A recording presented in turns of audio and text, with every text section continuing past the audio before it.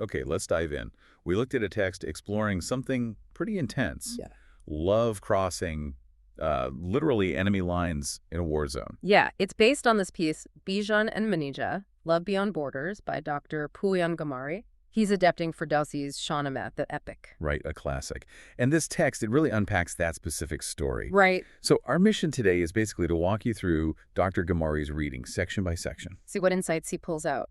It starts, as you'd expect, setting the scene. You've got this world basically defined by war, Iran versus Turan. Constant conflict, borders, vengeance, blood and banner. That's what the text calls it. Yeah. Your identity is just your side. And then, smack into the middle of all that rigidity, you get love. Between Bijan from Iran and Manijeh, who's actually the princess of Turan. Wow. Talk about crossing lines. Right. The text says they're united by something older than hate, human longing. And that's the setup, really, this fundamental human thing hitting this wall of politics and war. Okay, so the text breaks it down. Part 1 is called a mission, not a meeting. Bijan isn't even there for anything romantic. No, not at all. He's on a mission, practical stuff, dealing with, wolves and rebels near the Turan border. Standard hero duty. Pretty much. But as the text puts it, Destiny doesn't really care about mission briefs. He bumps into Manijeh in a garden. And she's different. That's what the text emphasizes. She's a princess, sure, but maybe not steeped in that same need for revenge or war as everyone else around her. She sees Bijan and makes a choice. A choice the text calls far more dangerous than fighting. Choosing love, basically. Yeah. Over loyalty to her side, her father, everything. Which, yeah, in her world, that's explosive. So that leads into part 2. Love, not politics. She hides him. Yeah, sneaks him into the palace. The text says the rules break, the map burns, their personal connection just overrides the whole political map. But uh-oh, secrets don't last. Nope, he's discovered. And her father, King Afrasiab, he is furious. Absolutely brutal reaction. He throws Bijan in a pit, right? Like a deep, dark hole. Exactly. Yeah. Buried alive, essentially. And you'd think Manijeh, stripped of her power, facing her angry father, maybe she'd run. Or give up. But she doesn't. That's the key point the text makes. She stays, doesn't fight, doesn't flee. She just stays there by the pit. Gives up everything. Yeah. Status, comfort. All of it.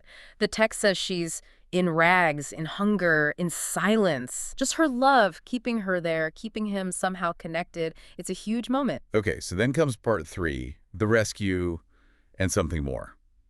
Rostam gets involved, the big hero. Right. He's called in. And he comes, uses his wisdom, not just brute force, to figure out how to get Bijan out of that pit, physically lifts him out. The cavalry arrives. But here's the twist the text offers. It argues Rostam did the physical rescue, sure, but the real rescue, the thing that kept hope alive, that connection, That was Manijeh. that happened earlier. Because she stayed. Her presence was the actual lifeline. Wow, okay. That reframes it completely. Rostam saves the body, she saved the spirit. The connection. Something like that.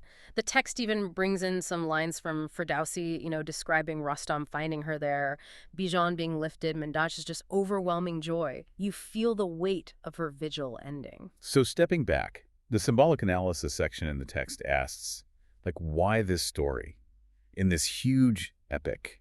And the argument is, it's different. It's not about duty or politics or arranged marriages. It's about pure courage to defy this inherited hate. They don't change the war between Iran and Turan. No, the political reality stays harsh, but they preserve something vital within that reality. The text calls it the soul. They carve out this human space against the violence. Which brings us to the final reflection. It really focuses on Manijeh again, and that act of staying. Yeah. The text frames her not as a warrior, not as a queen in the traditional sense, but as someone whose defining act is this profound sacrifice for another person's life, their dignity. And the text connects that to, Yeah.